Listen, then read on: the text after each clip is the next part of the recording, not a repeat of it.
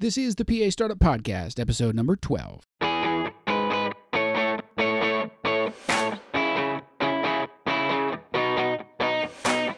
This is the PA Startup Podcast, where we help pre-PA students, current PA students, and new grads start their careers as physician assistants. I'm your host, Chris Darst. We are glad you're here. Hey guys, welcome back to the PA Startup Podcast. Glad you're here. Glad you're listening. This is part 2 of a 2-part series. Last week's podcast was about contracts, which is a necessary evil, like we talked about, of being a PA. You have to negotiate the terms of your employment and stuff like that, and it's awkward, right? I mean, unless you've dealt with this before, kind of negotiating terms of a contract or even knowing what to look for is essential to a happy work life. So if you haven't listened to that and you're in a place where you need some insight on contracts, what are the different types, what should be included, what to look out for, definitely hit up episode 11. So this episode is kind of a continuation of this, but its own standalone episode because we negotiate all the time. We negotiate in our daily lives, whether it's with your spouse, with your kids, with your employer, obviously, but even, my supervising physician and I, we will negotiate little things, big things, all kinds of stuff all the time. I negotiate with patients. How much pain medicine do you want? I want their pain to be fairly well controlled, but they got to take deep breaths. They got to get up and walk. And a lot of them are like, knock me out, man. Give me as much pain medicine as possible. So I have to negotiate that with them. Or maybe we're introducing a new medication that they're nervous about. So I kind of have to negotiate that and explain the pros and cons. So negotiation is an art, and it's not only about dollars. It's about reading the other person, understanding where they're coming from and stuff like that. So this episode is based on a book I read, or actually listened to, on audible.com from Chris Voss, V-O-S-S. He wrote a book called Never Split the Difference. He was an FBI hostage negotiator. So we are not hopefully dealing with negotiations at that level, but it taught him a lot of skills. And he was like the go-to guy that would go to business schools and all kinds of stuff to teach people how to negotiate. So he says never split the difference, because typically a lot of times people will kind of split the difference. So if my offer, if I say I want to pay you $90,000 and you say I want $100,000, naturally we end at 95. And he's saying, don't do that. Don't split the difference with people, because you both kind of lose. Because if you wanted 98,000 and you started at 100 and you end up at 95, you feel gypped. And then I get somebody who feels that they're underpaid for their job. So he says, don't split the difference. One of the examples that he gives is wearing like one brown shoe and one black shoe. I can't decide what shoes go with this, so I'm going to wear a black shoe and a brown shoe. Now, that would be ridiculous. Don't do that. So that's his point in this book. The PA Startup Podcast is now sponsored by Audible. So you can go over to pastartup.co/audible, which will take you to a page where you can sign up for a free 30-day trial of Audible. So there's over 100,000 books on Audible. All major titles that you've seen at the bookstore and things, they're almost all on there. And any category that you want to listen to, anything you can think of, they have it at Audible. And listeners of the podcast can get a free 30-day trial. We get a couple bucks also as a benefit if you go through that link, pastartup.co/audible. All right, well, let's get into this negotiation stuff here. Negotiating is like awkward, right? If you're not a seasoned negotiator, you can feel really inferior when you come to a table to negotiate. So for most of this, let's picture we're talking about a job, but these skills can be used for any sort of encounter. I find that I negotiate with coworkers, with nurses, with patients, with doctors, with administrators. I find negotiation is in every aspect of life. So it's good to have these a couple of tips in your back pocket. So again, if you want to download that book with your Audible trial, it's awesome. It's called Never Split the Difference by Chris Voss, V-O-S-S. So here's basically some main points from his book. Number one tip is everybody is someone, okay? So we all want to be respected. So anytime you're negotiating with anybody, just remember you're dealing with someone who wants to be appreciated and understood. You have to validate what they're saying back to you. A lot of times people will go into negotiations thinking, I'm going to get XYZ out of this negotiation, regardless of the cost. And that's the wrong way to go about it, because whoever you're negotiating with, let's say an office manager in a job situation, they want a happy employee and they don't want to pay too much. Okay, they want to pay enough to keep you happy, but not so much that they're hurting the practice financially. So if you understand that and you can kind of tease out where they need to be, all of a sudden you both can win. And it really can be win-win. So everybody wants to be appreciated or understood. That's number one. So keep that in mind. It's not just about you. It's about both people in the negotiation. So this is number two is a big one. When asking for something, no doesn't mean an outright rejection. Okay. When I negotiate with people, let's say I go into my office manager and I say, hey, I want a $10,000 raise. And they say no. A lot of times I'd be like, oh, that just got shut down in a hurry. But no doesn't mean rejection right away. It can, but it might mean something different. So things that it can mean would be, I'm not ready to agree yet. Well, in that case, I need to prove why I'm asking for the raise. Or they say, I don't understand. Maybe you adjusted your salary 6 months ago and now you're back in asking for more money. Like, that's weird. But maybe the job's changed, or maybe the responsibilities have changed, or somebody left and now you're doing double duty. So you just have to explain the terms of why you're coming to them. No can also mean, I don't think I can afford it. When it comes to money, they'll say, nope, can't do it. I can't afford that. But maybe they can. If you just explain why you think that it's a viable option, maybe that is all they needed to make up their mind. They might say no because they want something else, or they need to check with someone else. So no doesn't mean an outright rejection. Actually, it helps you start the negotiation, because if they say no, your next question needs to be, now this is possibly the most important thing you can learn on this podcast, follow up with, what about this doesn't work for you? And that's what Chris Voss talks about in this book. He says, when I get to know, we're actually starting to negotiate. Because if someone's saying, yes, yeah, you're doing a good job, yeah, you're a hard worker, yeah, that's kind of lip service. It doesn't mean anything unless they back it up. But if you say, I want a raise, and they say no, you can say, well, tell me what about this doesn't work for you? And then you start to hear the details that can contribute to you getting to the right answer, which is a yes. Okay, so follow up a no with, quote, what about this doesn't work for you, end quote. So bookmark that, write that down, put it in your journal, whatever you got to do, because I think back to the number of times I've heard no, and I've been like, oh, okay, thanks for your time, when really that's when we should have turned it on. So great tip from Mr. Voss there. So number three, create unconditional positive regard. Okay, now that means don't come into it being arrogant or cocky or like, you're going to give me this, regardless of what it costs you.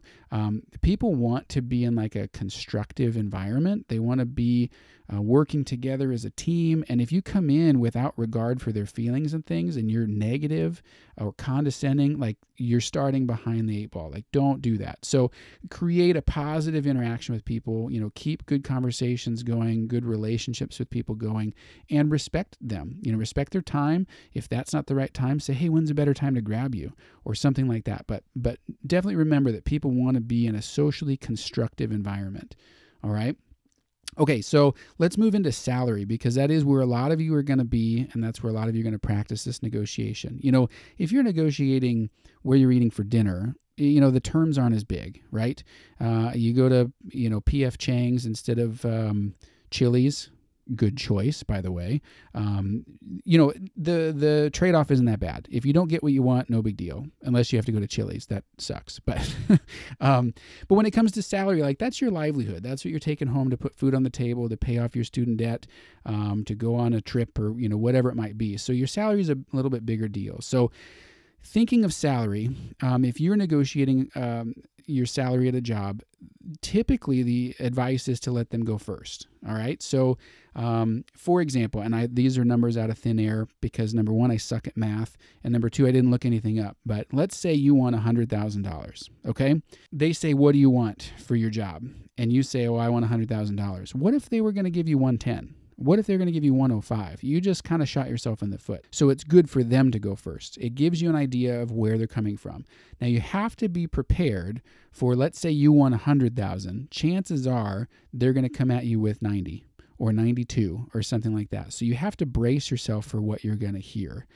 So this can backfire, right? So if they go first and they say, well, we're going to offer you 88, and you think, oh man, we're $12,000 off of where I want to be, that can hurt you, because their highest offer might be well below where you want to end up. Okay, so there's some psychology that Chris Voss goes into in his book called an anchor and adjustment. Okay, so he said if I told you to estimate what the answer to this math problem would be, and I said it's 8 times 7 times 6 times 5 times 4 times 3 times 2 times 1, your estimate, regardless of if you're close or not, will be higher than if I said, estimate the answer to this math problem, and I said 1 times 2 times 3 times 4 times 5 times 6 times 7 times 8. So do you see what I did? I just flipped the numbers around.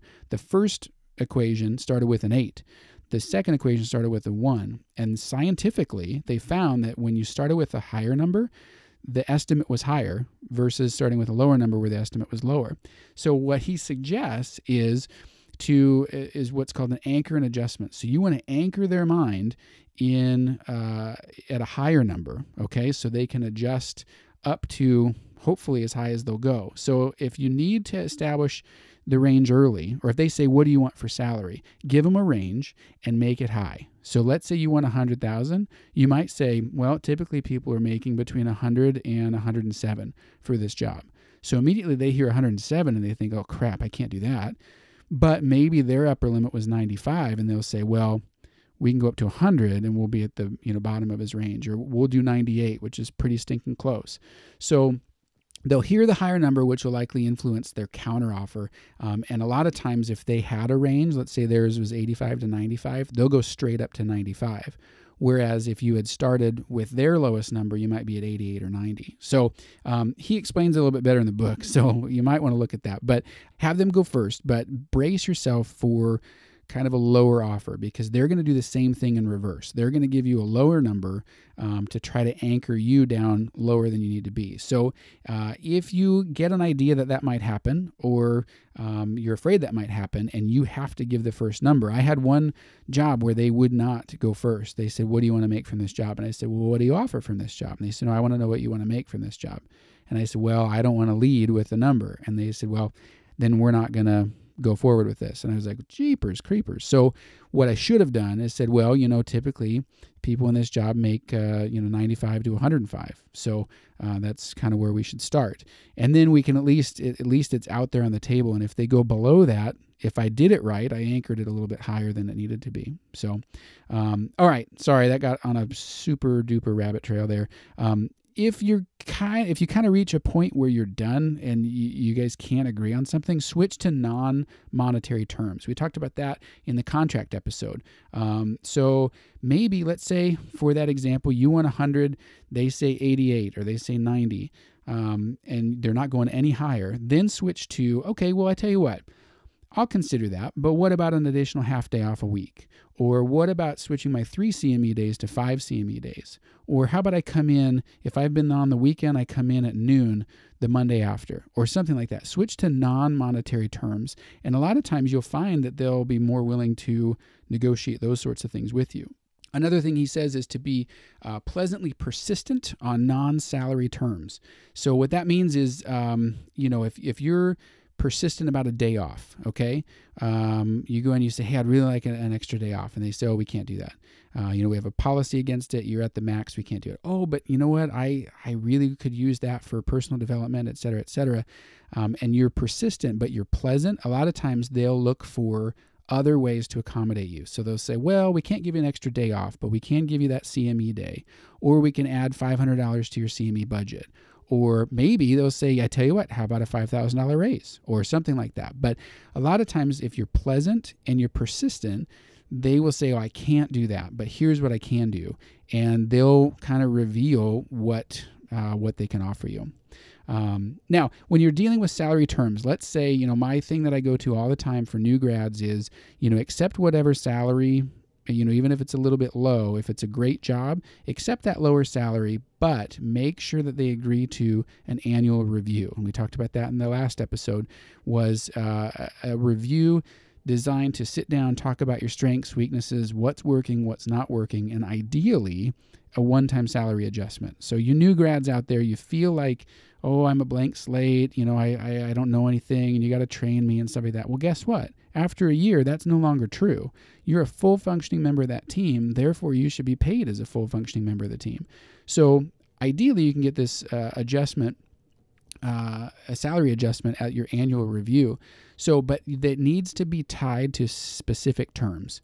So in my world, in cardiothoracic surgery, I would say, take and call without backup, endoscopic vein harvest, that is of good quality that the surgeons aren't concerned about, successfully closing chests, no bringbacks or, whatever it might be. There'd be specific criteria that you'd check off and say, okay, this is, and a lot of times it takes an experienced person in the practice to say, okay, what is typical, within the first year, what should you be able to do? Maybe it's seeing a number of patients. If you're in an office practice, you might say, once I get to a year and I'm seeing X number of patients, I'm eligible for profit sharing, or I'm eligible for an adjustment. So, but make sure that there's a number there and make sure it's written down. It's very clear to both sides what those criteria are. Because the last thing you want to do is agree to have this annual review with the salary adjustment. In your mind, you're like, I got this tied up. I'm going in for that adjustment. We're going to knock it out of the park. This is going to be sweet. And then you get there and there was no criteria placed on what made you eligible for that adjustment. So you sit there and you talk about how great you're doing. And then they're like, okay, yeah, you're doing a good job, but I don't really know if we met all those goals. You still could do better at this, or that stinks. You shut yourself in the foot for that. So tie some specific criteria to a salary adjustment, job tasks, number of patients, skills acquired, stuff like that. So, okay, back to, this is kind of out of the salary realm. This is just a good way to negotiate good standing, but ask your interviewer, whether it's the office manager, the supervising physician, the head PA, something like that, say, tell me what defines success here. How do you define success? And typically they'll go in and they'll say, well, we need a team player, and we need someone that, is a go-getter, and we need someone that's not afraid to learn big concepts and stuff like that. That gives you all the information you need to position yourself as the ideal candidate. You can mirror that back to them, and you can say, I am a team player. Here's an example of how I'm a team player. I'm not afraid of the big picture stuff, and here's why. So you can kind of basically ask them, what are you looking for? And then show them that that's you. Now, if it's not you, and what they're looking for is someone that likes to get screamed at and likes to work every weekend for no extra pay and will stay late regardless of what's going on and change their plans, well, you clearly don't. You can mirror that if you want. You can say, yeah, that's me, but then do not take that job. Don't call them back. So, but yeah, ask them what defines success here, and they will often give you a lot of information. Now, that can be tied with the salary stuff too. You can say, what defines success? They tell you, and you say, okay, well then, there's our criteria. I'm going to be a team. I'm going to show you I'm a team player. I'm going to give you an example in a year of how I'm a team player. I'm going to give you an example of how I'm not afraid of big concepts or working hard or whatever it might be. You can use that as your criteria. But people are very open, so they'll share that stuff with you. There's a couple other things in his book, too. That, man, he's got some great stories about historical events and hostage standoffs and stuff. So if you're into that, or, it's kind of like an adventure movie or something like that, but you kind of picture it while you're listening to the book. So definitely go over to pastartup.co/audible. You can look up this book or, about a million other ones. But this is Never Split the Difference by Chris Voss. He talks about a lot of different techniques that you can use, and some of them are, you kind of have to hear him explain it, but using effective pauses, encouraging, mirroring, which we just touched on a little bit, labeling, paraphrasing, summarizing. These are all little techniques that he has developed over time that have been tried and true in like life or death situations. And so if it works in that situation, why wouldn't it work on our day-to-day lives? So great book. Hope you enjoyed this negotiating tips from Never Split the Difference. I am not a natural negotiator. I want to be. I watch, there's that show on TV called Suits, and I don't know, depending on when you listen to this, it might not still be on, but they're high-powered attorneys in New York, and they are able to think on their feet, and they can negotiate negotiate different terms. And, that's just not my world. That's not what I deal with. So when it comes to negotiating contracts, negotiating salaries, or negotiating responsibilities, which is a very common thing that PAs have to deal with, having a couple of these tricks up your sleeve so you feel comfortable and ready to handle it is great. And so if you look at, this is one thing that he mentions in the book too, is that if you look at any opportunity to negotiate, whether you're buying a car, you are, at a farmer's market or something like that, you can use any negotiation situation to practice these skills. And the more you practice them in those situations, the more comfortable you are when it comes to like a serious, salary negotiation, job offer, something like that. So don't be super hard about it. Don't be rude about it. Again, people want to be in a collaboration environment. They want to be uplifting and things. So, so definitely check it out. Check out the pastartup.co/audible show notes for this episode. I'll put all these tips down on our show notes page. So it'll be pastartup.co/episode 12. Thank you so much for listening. Thanks for all your encouraging support. Leave us a rating and review on iTunes. Head over to iTunes and just give us a 5-star rating if you love us. You can also send questions if you're dealing with something. You can send me questions at pastartup.co. We do question and answer episodes every once in a while. And if you don't want it featured on the show, that's fine. Just put that in the email. But I'm happy to help any way I can. Shoot me an email, questions at pastartup.co. Subscribe to this podcast. Leave a rating and review if you would. And we'll catch you in episode lucky number 13 coming up next week. All right, guys, take care.